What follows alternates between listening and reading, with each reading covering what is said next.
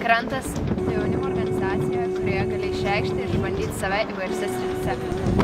Vieni save atranda šokdami, antri sportuodami, o treti tiesiog piešdami. Tačiau aš save atradau krante. Kas man yra krantas? Krantas yra mano visas gyvenimas, kuris prasidėjo turbūt 2008 metais ir tikiuosi tęsis dar ilgai. Krantas tai organizacija, kurioje ketinu įgyvendinti bent kelis savo norus.